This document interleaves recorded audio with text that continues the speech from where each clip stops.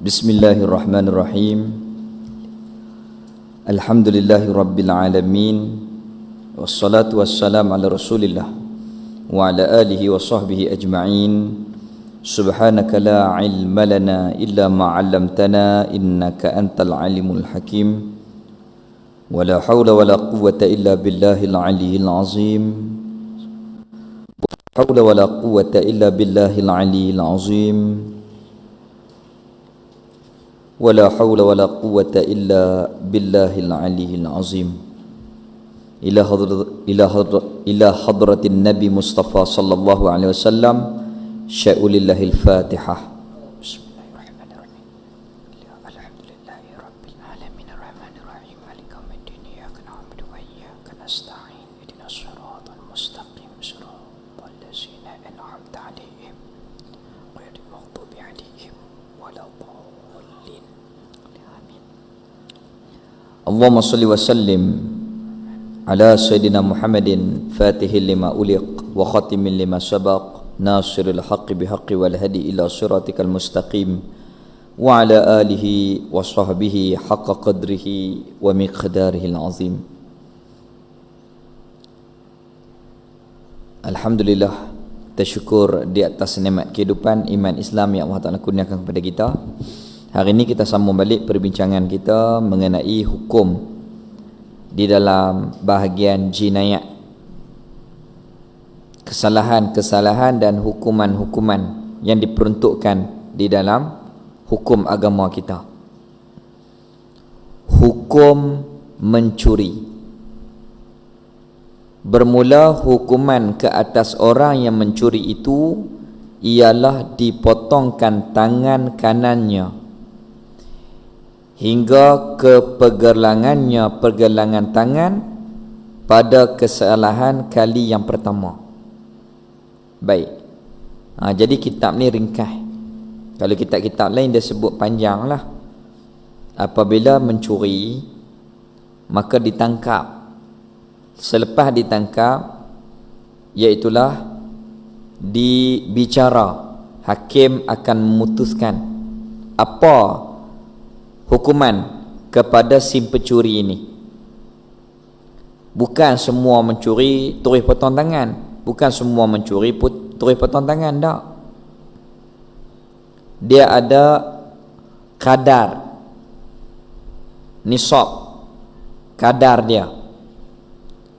Kalau dalam 100, 200, 1000, 5000 tak potong tangan.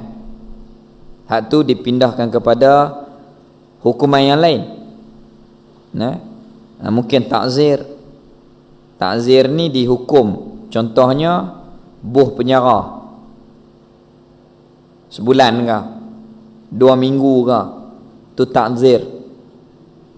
Takzir ni lebih kepada untuk dia ni malu dan insaf. Pasal apa? Kerana tak cukup qadar. Dia curi itu sikit sangat.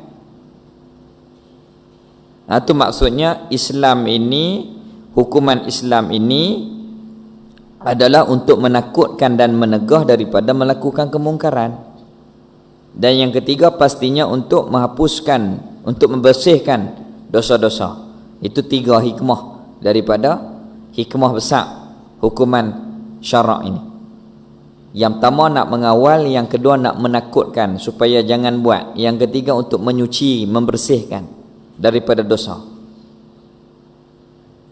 Baik. Jadi kalau tak cukup nisab, dipindah kepada takzir. Contohnya penjara sebulan. Dia serik lah kalau kena penjara ni.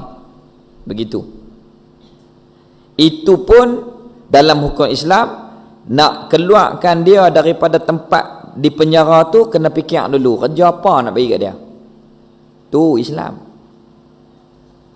Kalau tak pergi kerja, dia curi pula. Dia curi lagi.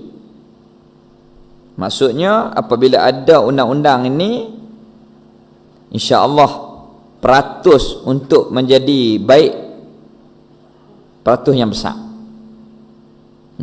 Peratus yang cerah untuk menjadi insan yang baik. Itu ada hukuman ni. Baik. Contoh dia curi cukup qadar dia untuk dipotongkan tangan. Contoh dia curi 100,000. Ni lebih lah nisab.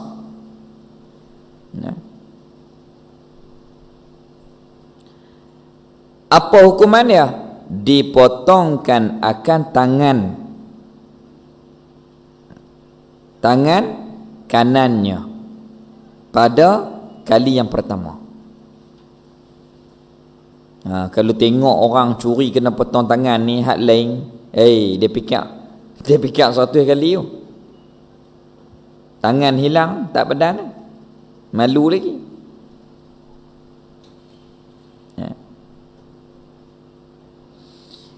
Lepas potong tu curi lagi, jahat sungguh ni. Dan dipotongkan kakinya yang kiri hingga mata kaki hingga ke buku lali pada kesalahan yang kedua. Kali pertama potong tangan kanan, kali kedua potong kaki kiri. Dia selang. Pasal apa? Untuk memudahkan kerja. Itu hikmah dia. Lepas kali yang kedua tu tak serik lagi. Ni pasien jahat tunggu lah. Kalau ada jenis ni, kali ketiga, dan dipotongkan tangannya yang kiri hingga kepada pergelangan tangan yang kiri itu. Ni kesalahan kali yang ketiga mencuri. Kalau cukup kalau cukup nisab kadar bilangan. Kali pertama 100,000, kali kedua 200,000 contohnya, kali ketiga 500,000. Dia kelam, dia nampak banyak, dia curi juga. Na'udzubillah. Dan kesalahan yang ketiga, dan dipotongkan akan kaki kanan hingga mata kaki hingga ke buku lali. Kesalahan yang keempat. Habis lah. Tangan dua-dua kudung, kaki dua-dua pun tak ada lah. Jahat sampai lagu ni, buat lagi kali kelima. Dan jikalau mencuri ia orang yang melakukan setelah melakukan kecurian yang keempat, cukup nisab. Lepas tu buat pula kali yang kelima. Kemudian daripada 4 kali buat lagi, maka dibunuh akan dia atau didagangkan, yakni dibuang negeri. Banyak buang negeri lah. Tak boleh duduk Malaysia contohnya, kena hantar pergi duduk tempat lain. Tapi jaranglah kot ada macam ni. Ni hukum sekiranya berlaku. Sekiranya berlaku, inilah hukuman dia. Tapi dipotongkan tu tangan ataupun kaki. Mula-mula tangan dululah, tangan kanan, setelah cukup nisab. Nisab dia ni 30,000 ke atas. Begitu. Tu pun ditanya dulu, sebab apa mencuri? Dia kata hakim, anak bini nak makan pun tak ada. Susah. Nak makan apa pun tak ada, kerja dah tak ada. Tak boleh buat undang-undang. Maka dipindahkan kepada takzir. Nak potong tak boleh. Dipindahkan kepada takzir, penyara dan seumpamanya. Ataupun kecuaian daripada pemilik harta. Hakim tanya pasal apa curi. Dia kata duit 10,000 dia longgok tepi tiang. Saya pun tengok, teringin saya curi. Ini kecuaian daripada pemilik harta, maka tak boleh dipotong tangan pencuri itu. Dipindah kepada hukuman ta'zir. Dia ada syarat-syarat dia. Dia ada syarat-syarat dia di dalam hukuman jinayat ini. Dalam kitab syak dia sebut semua lah. Ini dia sebut ringkas ya. Dia sebut terus kepada hukuman. Dia sebut kepada hukuman itu. Baik.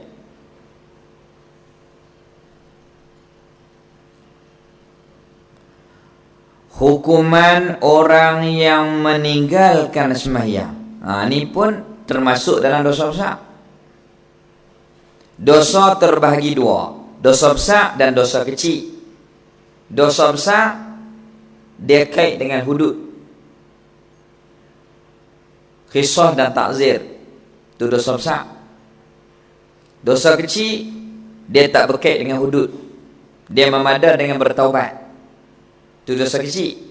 Dosa besar dua, dia kena redha dengan hukuman jinayat dan dia kena bertaubat, dua, itu dosa besar.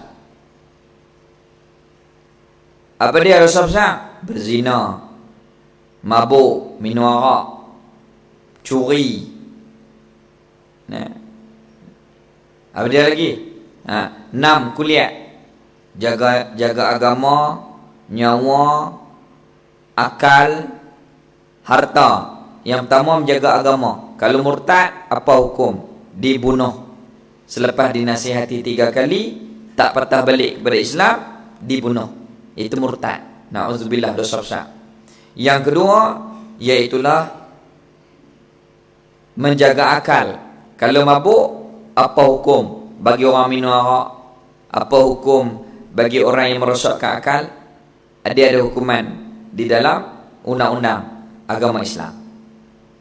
Menjaga nasab, keturunan. Kalau berzina, apa hukum? Kalau liwat, apa hukum? Untuk menjaga nasab, keturunan. Jaga harta, menjaga muru'ah, image. Kalau orang fitnah, contoh orang tuduh zina, dia kena ada 4 saksi. Kalau tak ada saksi dan bukti, orang yang tuduh itu diserbat 80 rotan. Diserbat 80 rotan. Antara dosa besar juga apa dia? Tinggal sembahyang.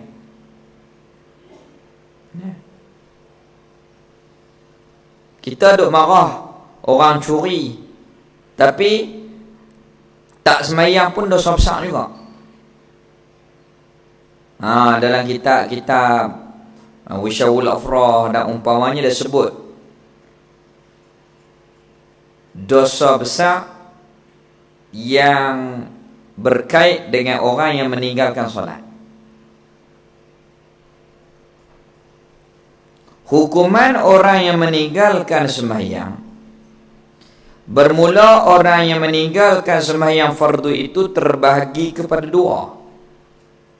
Orang tinggal sembahyang ni 2. Pertama, orang yang meninggalkan sembahyang serta ingkar wajib sembahyang itu setelah ia mengetahui akan wajibnya.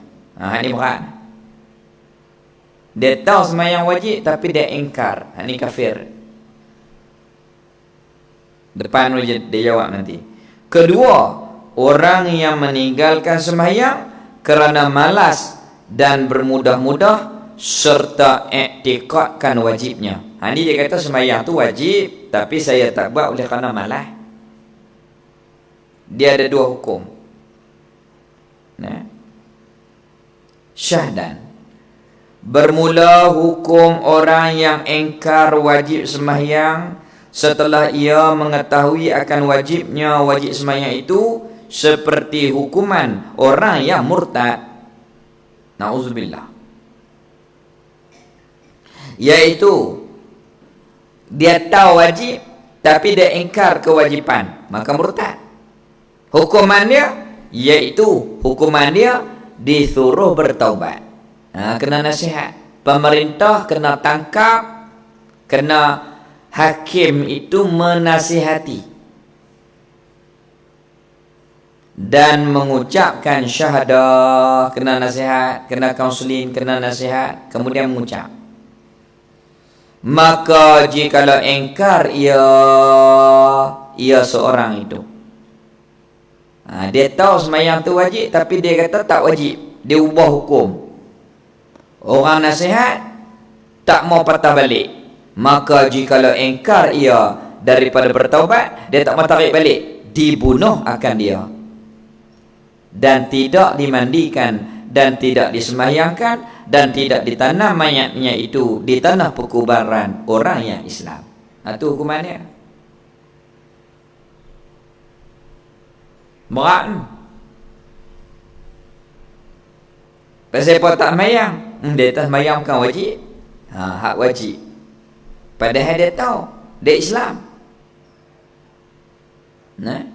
Mula-mula dia memang dah belajar dah semayang ni wajib. Tiba-tiba dia terpesong dengan satu pahaman, dia kata semayang tak wajib lah. Maka kerajaan kena tangkap.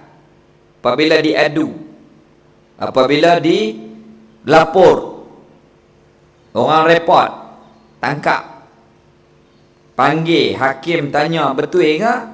Dia kata betul, kaunseling. Tak boleh macam ni, kita orang Islam, tak boleh hak wajib kena kata wajib, tak boleh kita ni ubah hukum.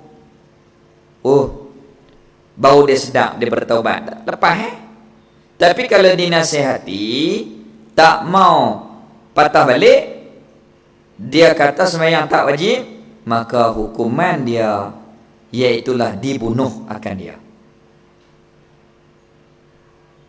Bunuh tu pula tak payah mandi sebab murtad, tak payah sembahyang, tak payah kita ni tanam di tanah perkuburan Islam. Kalau lagu tu baik kafir zimmi. Kalau kafir zimmi mati, tak ada keluarga dia nak urus, kita kena mandi, kita kena tanam ni. Mayang tak lah. Contoh, ada tepi rumah kita ni orang budak, anak beranak tak ada, dia duduk seorang yang mati, kita kena pi tanam dia. Lebih baik daripada orang yang murtad ni. Orang murtad tak payah mandi, tak payah kapan, tak payah semayang, dan tak payah tanam di perkuburan Islam. Dia tak ada harga, dia tak ada harga. Tu buat guna. Kalau bahasa kita, ambil tahu kamu hilang lubang.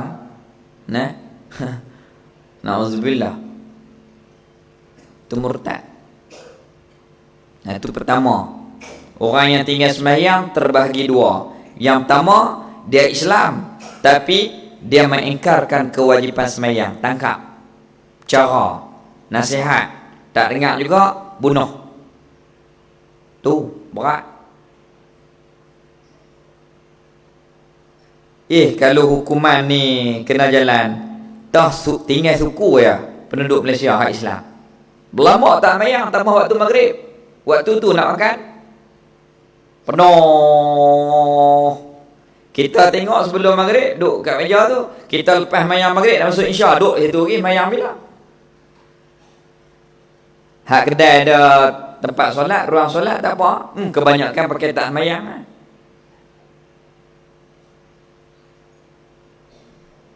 Semua ni akan disoal di akhir akhirat nanti. Itu bukan senang.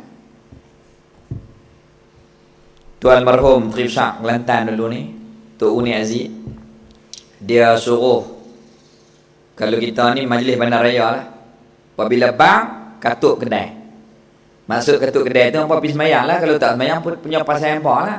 Hukuman ni aku buat dah, pedor lah, kena semayang. Waktu orang azan tutup, macam di Mekah.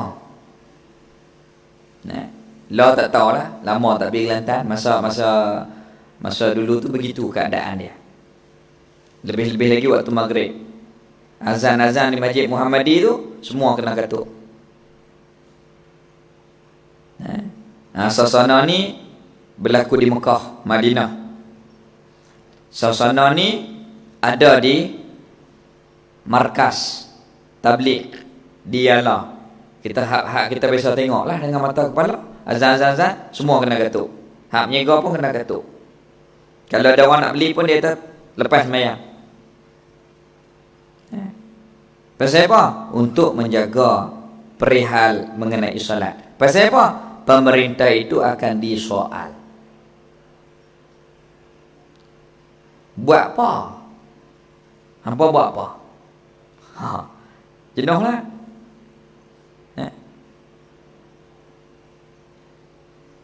Jenuh. Lah jadi ke mana? Tengok masjid Zahid tu dah. Orang bang, orang semayang, duduk main kasut roda. Siapa habis tegah? Siapa suruh berhenti? Tak ada. Nanti kena jawab. Penguasa itu akan disoal oleh Allah Ta'ala.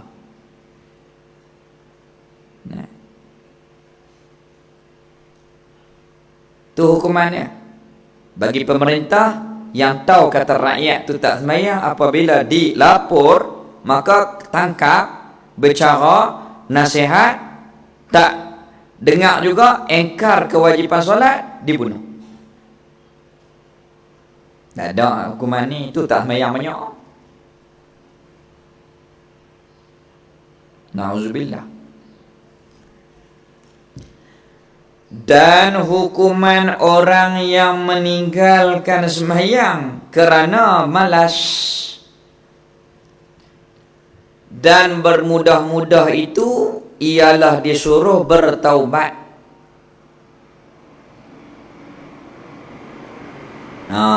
Disuruh bertaubat. Memang tak sembahyang, hidup ni tak sembahyang terus. Banyak. Zuhur tak sembahyang, asar tak sembahyang, maghrib pun tak sembahyang, isya pun tak sembahyang. Memang hidup tak sembahyang.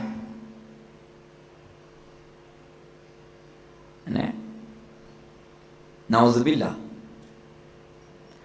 Maka hukuman dia apa? Tangkap, bercara, nasihat,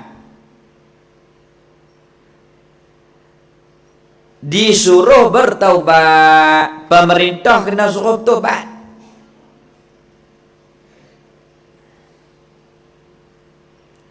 Jikalau enggan ia daripada bertaubat, dibunuh akan dia. Kena bunuh juga. Dosa besar. Tapi beza dia, tetapi dimandikan, disemahyangkan, ditanamkan akan mayatnya di tanah perkuburan Islam. Itu beza dia. Hak murtad tadi tak payah mandi, tak payah kapan, tak payah sembahyang. Adapun yang malah ni, tapi dia kata sembahyang tu wajib, tapi tak berubah juga. Dinasihat tak jalan juga, nasihat tak jalan juga, dibunuh akan orang itu. Tapi kena mandi, kita kena sembahyang, kita kena tanam dia di tanah perkuburan Islam. Amboi, tak semayang pun takkan nak kena bunuh. Ni, kita duk ambil nikmat Allah ni, Tuhan tak cas sikit pun. Kalau lah oksigen udara ni kena cas, 1000 kita kena bayar sebulan. Minum lagi, makanan lagi, pakaian lagi, kita hidup sihat lagi, pijak bumi Allah lagi. Weh, banyak nikmat. Kalau kita ingkar, dia ambil tindakan. Tindakan ni pun untuk kebaikan kita, untuk baik kepada kita. Hukum syariat ni untuk kita ni baik, untuk faedah itu kembali kepada kita. Inna salata tanha 'anil fahsya'i wal munkar. Sembahyang itu mencegah seseorang daripada melakukan kemungkaran. Nak jadi hamba, kita kena sembahyang. Begitu. Kalau kita tak sembahyang, kita khada, bertaubat. Tapi ni tak sembahyang terus, maka hukum syarak dia ada hukum dia. Tangkap, nasihat, dia ubah, alhamdulillah. Kalau tak ubah juga, diambilkan tindakan. Hukuman meninggalkan sembahyang ni berat, iaitulah dibunuh orang itu. Bukan curi ya, bukan zina aja besar. Ni hak tak sembahyang duduk dalam rumah kita ni. Sehingga kan dalam kitab Wisyaul Afrah, orang yang tak sembahyang, kita tak boleh senyum kat dia. Ni dah anak belakang kita duit banyak. Dia duk belanja kita, duk beli beg tangan, duk beli tali pinggang, kulit boya. Kita pun puji melangit. Kalau dia tak semayang, kita tak boleh duk baik-baik dengan dia. Macam mana? Hak orang lain semayang? Ya, pasal apa ada beza? Supaya nak suruh dia semayang. Supaya nak suruh, nak menyedarkan dia kena semayang. Begitu. Kena semayang. Tak semayang tak boleh. Sehingga kan dalam kitab Wisyaul Afrah, makan dengan dia pun tak boleh. Pasal apa? Sebab takut kita redha dengan perbuatan dosa dia. Ar-redha bil mu'siyati mu'siyatun. Redha dengan maksiat, maksiat. Itu bahaya. Nah, itu bahaya.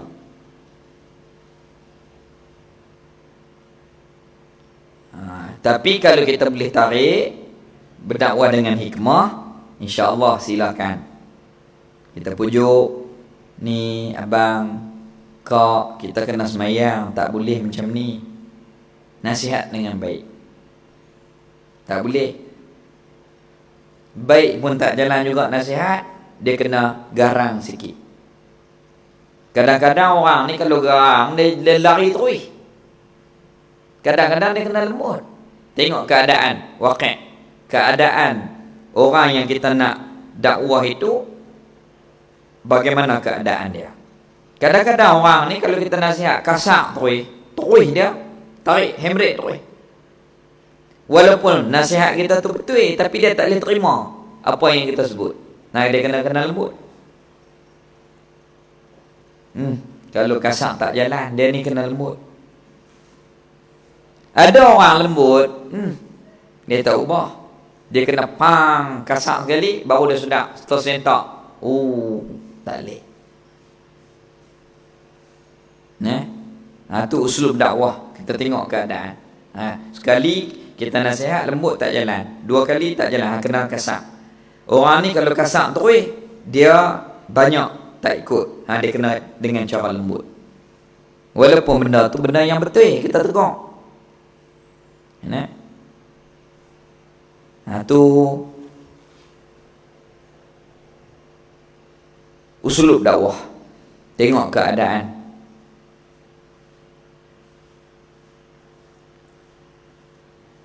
Jadi hukuman orang yang meninggalkan sembahyang 2. Yang pertama, meninggalkan sembahyang serta mengingkarkan kewajipan, murtad. Kalau nasihat tak pakai juga, dibunuh.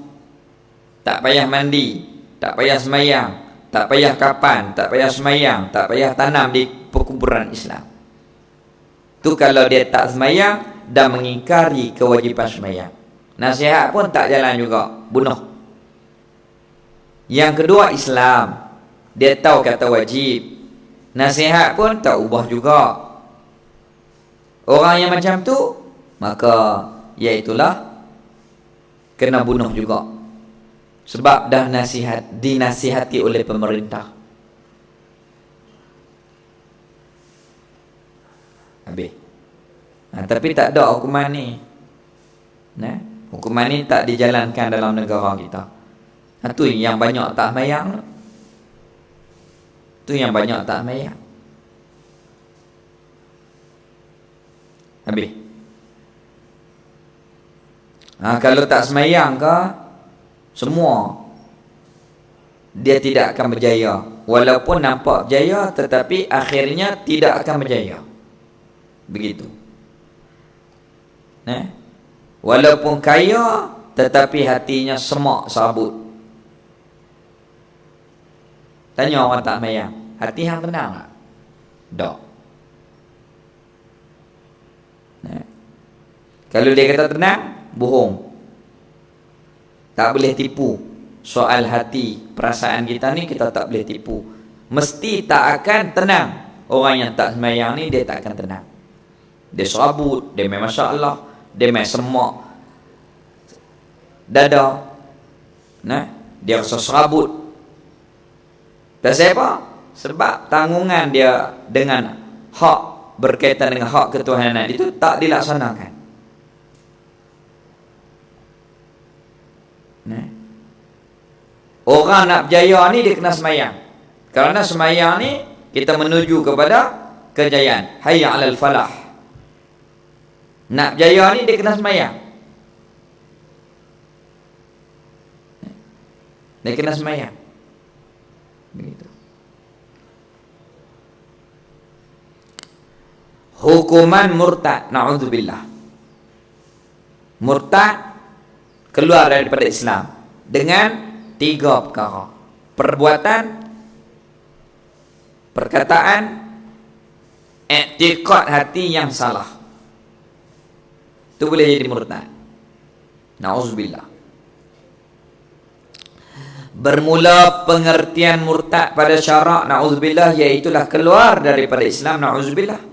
Kita minta jauh, moga-moga tak jadi pada kita, isteri, anak-anak, zuriat kita tidak berlaku perkara ni. Maka dihukumkan seorang Islam itu sebagai murtad dengan sebab beriktikad dengan hatinya, iktikad yang salah. Contoh Allah ada, dia kata tak ada, murtad, na'udzubillah. Atau berkata dengan lidahnya. Jadi semua hukum ni, murtad ni jadi dengan pilihan hati, perbuatan dengan pilihan saja buat, atau murtad. Kalau wah-wah tak jadi. Kalau wah-wah tak jadi murtad. Nah, dengan pilihan baru dijatuhkan hukuman. Dengan pilihan dia. Dengan atau berkata dengan lidahnya. Perkataan yang boleh menjadi murtad. Contoh, dia kata apa? Dia kata sembahyang tak wajib, jadi murtad. Ubah hukum syarak. Ataupun dia kata apa? Dia kata kalau duk ikut Islam, bila nak maju, dia pelekeh agama, boleh jadi murtad. Hati-hati. Kalau kata dengan jahil, wajib bertaubat. Kalau kata dengan erti, kata juga untuk pelekehkan agama, jatuh murtad. Na'udzubillah.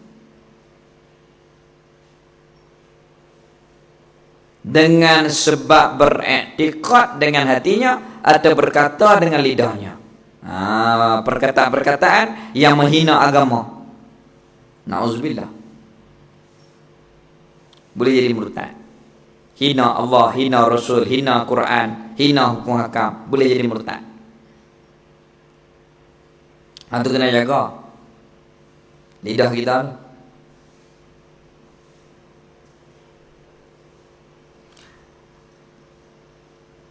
Atau memperbuatkan sesuatu dengan anggotanya. Kalau cakap ni, kalau tak faham hukum, dia macam tekan minyak lajak, kuih lajak, break, tak ada bahaya. Cakap ikut dan mulut. Orang panggil cakap dulu, fikir ikut belakang. Lepas cakap, orang fikir, tak kena aku cakap. Dia cakap, tambah duduk kedai kopi. Kita dengar pun naik serayau. Kita dengar pun naik serayau. Tu kedai-kedai minum Tok Isalih Hasan rahimahullah, pi kedai nak makan, sekodah hajat je, makan minum sikit, jangan duduk lama. Sebab di situ tu tempat yang terdedah dengan perkara-perkara yang tak baik. Dia cakap dengan perkara-perkara yang tak baik.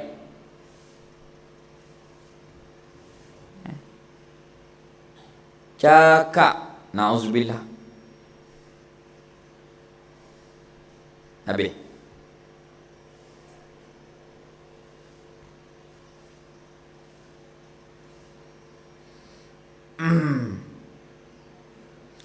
atau memperbuatkan sesuatu dengan anggota yang akan berlawanan dengan etikad dan kepercayaan Islam. Contoh apa ya? Boleh jadi murtad. Dia sembah makhluk. Nah, dia sembah makhluk. Orang dulu nak minta mau ekong, Cina sembah tokong, dia pergi juga kat tokong tu. Hei Datuk, tu bahaya. Kalau buat dengan jahil, wajib bertaubat. Kalau reti, perkara itu boleh jadi syirik, buat juga boleh jadi murtad. Na'udzubillah. Sembah makhluk. Perbuatan seperti menghina hukum agama. Ambil Quran pijak, murtad. Sengaja. Na'udzubillah. Sengaja dengan pilihan dia.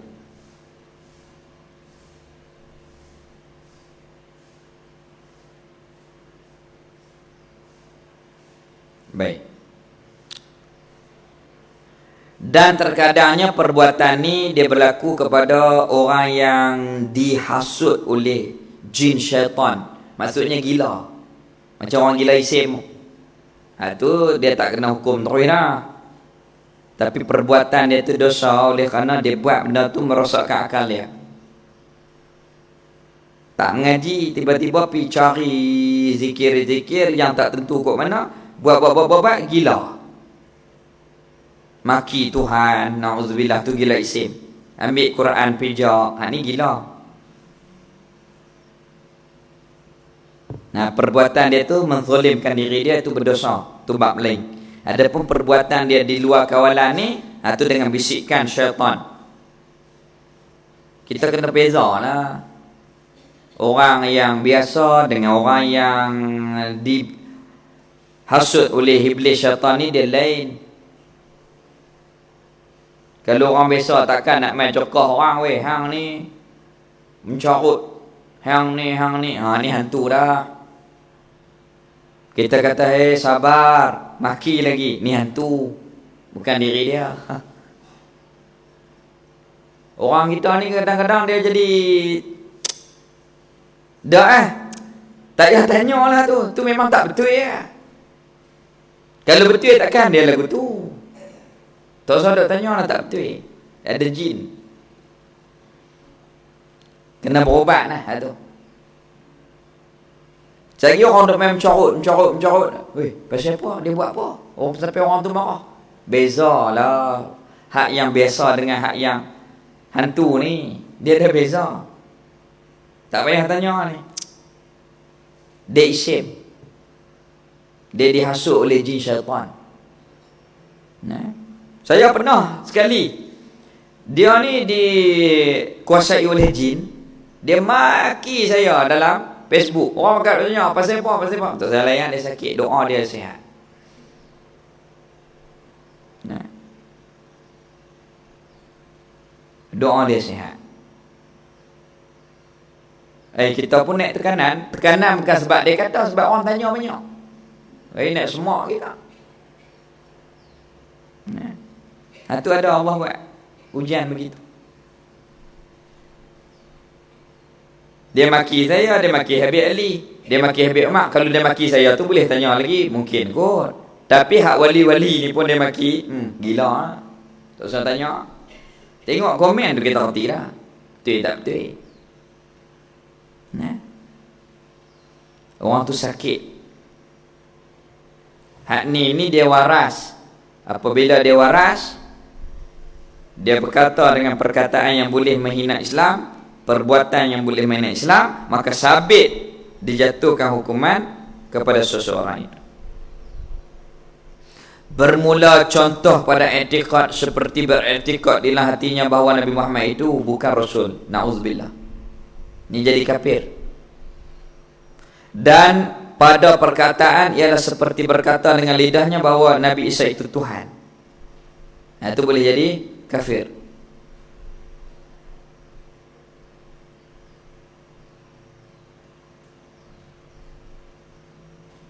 dan pada perbuatan itu seperti ia menyembah berhala, boleh jadi murtad. Dia ambil tokoh, dia sembah, dia puja. Syirik. Maka dengan sebab melakukan salah satu daripada tiga hal tersebut, jadilah seorang itu murtad. Kerajaan kena tangkap, kena soal siasat, kena bicara. Kalau betul, dinasihati, kembali bertaubat. Kalau tak ikut juga, dibunuh. Orang murtad ni macam tadi, tak payah mandi, tak payah kafan, tak payah sembahyang, tak payah tanam di perkuburan Islam. Tak payah. Kerana tidak dihormati. Na'udzubillah, minta jauh. Na'udzubillah. Mudah-mudahan tidak berlaku kepada kita semua, tidak berlaku kepada anak-anak, kepada isteri, kepada suami, anak-anak, zuriat-zuriat kita. Moga-moga Allah Ta'ala pelihara dan lindung kita daripada murtad. Na'udzubillah. Murtad ni sama dengan kafir, bahkan lebih teruk. Na'udzubillah. Inilah hukum-hukum jinayat secara ringkas disebut dalam ni. Hukum berzina, hukum orang minum arak, hukum orang mencuri, hukum orang meninggalkan sembahyang, hukum orang yang murtad. Satu lagi hukum mengenai orang yang fitnah, menjatuhkan muru'ah. Contohnya orang tuduh zina, tapi tak ada bukti, tak ada saksi. Maka orang yang tuduh itu diserbat. Sebab dia reka 80 serbatan di dalam hukuman Islam. Itu untuk membela kehormatan diri kita. Dia ada khazaf, dia ada hudud. Khazaf, ta'zir, dan ada qisas. Contoh kisah ni, kalau kita merosakkan anggota, macam mata orang kita cucuk bagi buta, kena balas balik dalam Islam. Kalau kita ni perkerat tangan dia kudung, kena balas kerat balik. Ataupun bayar harga kepada anggota yang kita cederakan itu. Aduk tak aduk, kerat tangan orang, jahat. Apa hukumannya? Kena balas balik, ataupun kena bayar harga kepada anggota yang kita cederakan itu. Terkadangnya sampai 50 ekor unta. Kalau 5,000 kali 50, bayar harga tu kepada orang yang kita zalim ini. Itu hukum Islam. Dia tak jadi kahak, tak tahu halal lah. Ni megah, kerat tangan orang tu, kerat kaki orang ni. Kalau tidak sabit hukuman itu, kena ganti balik, kena balas balik kepada kawan tu, seumpama yang dia buat kepada kawan ni. Sama. Kalau dia potong kaki dia balik. Kalau tak, denda, bayar harga yang dia mencederakan anggota kawan ni. Itu adil Islam. Tangkap, bercara, tengok apa yang jadi, maka dijatuhkan hukuman itu. Habis. Kalau bunuh, nyawa dibalas nyawa. Itu qisas. Ya ayyuhalladzina amanu, wahai orang-orang yang beriman, kutiba alaikumul qisas. Ya ayyuhalladzina amanu, kutiba alaikumul qisas, wahai orang-orang yang beriman, difardukan kepada kamu undang-undang qisas. Mati, nyawa bayar dengan nyawa.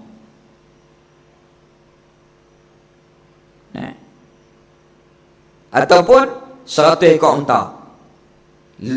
Kalau 5,000 unta contohnya, 5,000 ekor, 100 ekor 500,000. bayar harga nyawa dia. 500,000 kan? Betul tak? 5,000 kali 100. Bayar harga nyawa dia. Tak ada hukuman ni. Naik kereta lumba-lumba belah orang. Mati dia gitu je. Lepas tu buat lagi, mabuk-mabuk belah orang, mati lagi. Mabuk-mabuk belah orang, mati lagi. Macam tak ada apa harga.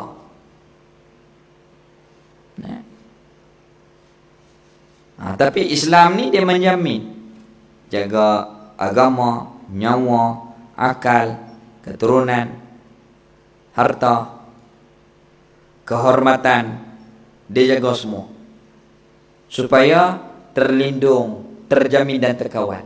Begitu hikmah hukuman Allah Ta'ala buat kepada hamba dia. Ini hikmah dia. Itu hukuman yang berkaitan dengan hukuman jinayat. Maka habislah kitab kita pada hari ini, Sirajul Mubtadin, yang dikarang oleh Ustaz Anwar. Mudah-mudahan Allah Ta'ala rezekikan kita dapat jumpa dia. Sebab dia hidup ni muda lagi, duduk situ tumbuh. Saya pun teringin nak jumpa, tak jumpa lagi. Duk tengok kot jauh, kot gambar dia. Dalam live selalu dia mengajar di Pasir Tumbuh. Ni satu cetusan yang baik. Pasal apa? Walaupun nipih tapi lengkap. Walau tidak halus, walaupun tidak terlalu detail, tetapi asasnya telah kita faham. Hukum agama ni dalam bab syariat 4: ibadat, muamalat, munakahat, jinayat. Kalaulah kita ni belajar, alhamdulillah, faham, alhamdulillah, dapat beramal, alhamdulillah, lepas fardu ain dalam bab fiqh, pas. Kerana asal kita dah kuasai dah, faham dah. Semayang, puasa, zakat, haji, muamalat, munakahat, jinayat. Tapi dua, faham, ingat tak ingat? Dua tu ya.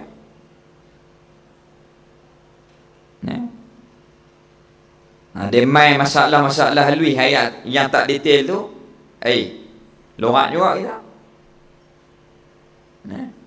Saya apa-apa pun, alhamdulillah, kalau bab-bab fiqh ni telefon tu hak menadan kita telefon lah. Hak yang kita percayai memang dia kuasai dalam bidang itu. Mereka mengaji kitab banyak masalah-masalah dan mereka ingat. Assalamualaikum, macam mana hukum ni? Minta maaf nak tanya sikit. Alhamdulillah, ada tempat-tempat yang boleh kita rujuk. Alhamdulillah. Bukan kita nak ingat semua. Bukan kita nak ingat semua. Habis. Jadi kita berhenti di sini, insya-Allah. Mudah-mudahan Allah Ta'ala berkati pengajian kita. Mudah-mudahan Allah Ta'ala merahmati, memberkati pengarang kitab Ustaz Anwar Pasir Tumbuh. Moga-moga Allah Ta'ala permudahkan urusan beliau, urusan agama, urusan dunia akhirat. Dan begitu juga Allah Ta'ala mempermudahkan urusan dunia akhirat kita. Moga-moga dengan kita belajar kitab ni, kita faham. Moga-moga Allah Ta'ala memimpin kita dapat beramal dan dapat istiqamah. Mudah-mudahan kita ni terpimpin menjadi hamba Allah Ta'ala yang sebenar-benar hamba yang taat kepada seluruh syariat hukum hakam Allah Ta'ala. Kesilapan-kesilapan kita yang terdahulu, moga-moga Allah Ta'ala ampunkan, Allah Ta'ala maafkan kesalahan-kesalahan kita yang terdahulu. Mudah-mudahan. Wallahu alam. InsyaAllah kitab yang akan kita baca pula, saya akan tengok dan akan beritahu kepada cikgu. InsyaAllah minggu depan kita mula kitab baru lah. Kalau diizin oleh Allah Ta'ala, minggu depan kita mula kitab baru. Jadi hari ini ada kuliah Tuan Guru Ustaz Johari kita. Ada satu lagi kuliah, insyaAllah.